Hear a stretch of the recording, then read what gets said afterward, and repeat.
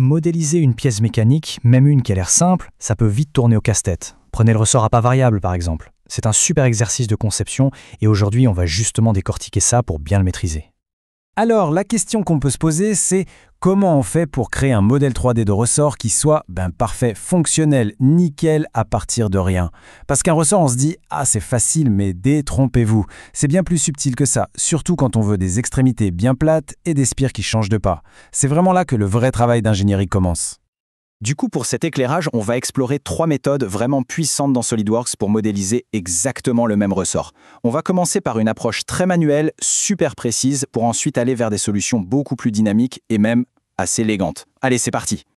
Bon, avant de plonger dans le vif du sujet, il faut qu'on se mette d'accord sur les bases.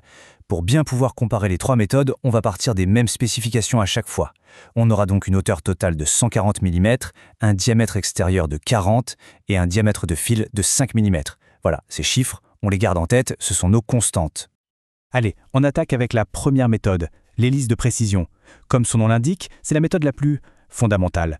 C'est la plus détaillée, oui, la plus manuelle aussi. Mais elle est absolument parfaite quand on a besoin d'un contrôle total, au millimètre près sur chaque partie de la spire. Alors, comment ça marche concrètement? En gros, le processus est assez logique. D'abord, on définit un cercle de base. Ensuite, et c'est là que ça devient intéressant, on trace l'hélice variable. Après, on fait un balayage pour créer le corps du ressort. Et enfin, on aplatit les extrémités. Mais la vraie astuce, la magie de cette méthode, elle se trouve vraiment à l'étape 2. C'est là qu'on définit la trajectoire point par point. Et regardez ce tableau, c'est ça qui est intéressant. Ça montre exactement comment on construit notre ressort.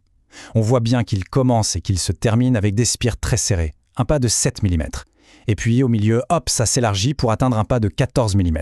Chaque point, chaque transition est définie avec une précision chirurgicale. Donc, pour résumer cette première méthode, le gros avantage, c'est clair, on a une précision inégalée, un contrôle absolu. Mais le revers de la médaille, c'est que c'est très long. C'est la plus chronophage. La moindre modification, et il faut tout revoir manuellement.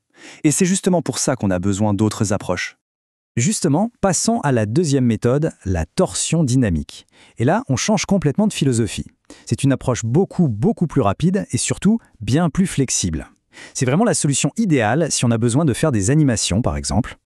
Alors, le balayage avec torsion, qu'est-ce que c'est? Eh bien, le concept de base est radicalement différent de ce qu'on vient de voir. Ici, au lieu de s'embêter à dessiner une courbe hélicoïdale super complexe, on fait quelque chose de beaucoup plus simple. On dessine une bête ligne droite. Et ensuite, on dit au logiciel « Maintenant, tu vas me tordre le profil en suivant cette ligne ».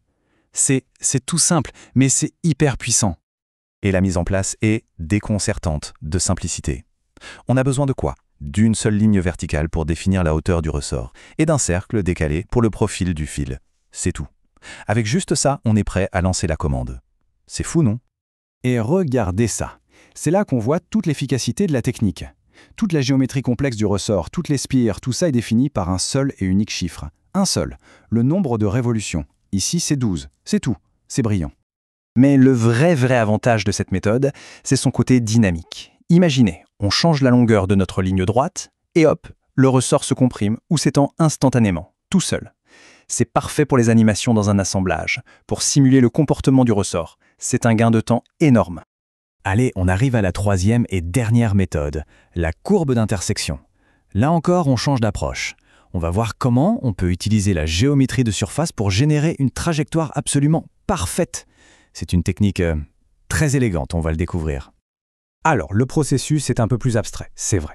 Ici, on ne dessine pas la trajectoire directement. Non. On va d'abord créer un cylindre plein.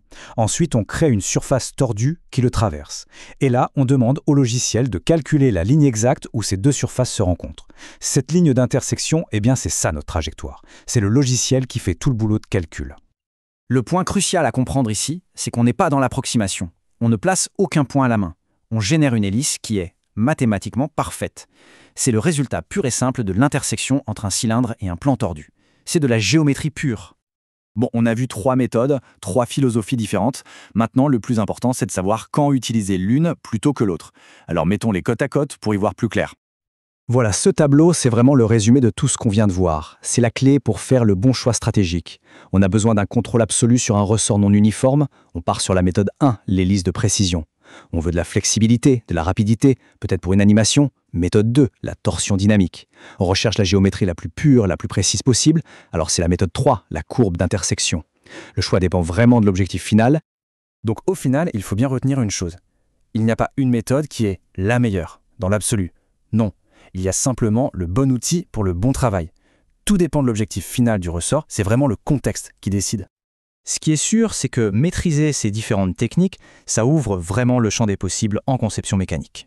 Alors la question qui se pose pour conclure, c'est maintenant que l'on sait comment modéliser un ressort parfait, quelle sera la prochaine création à voir le jour ?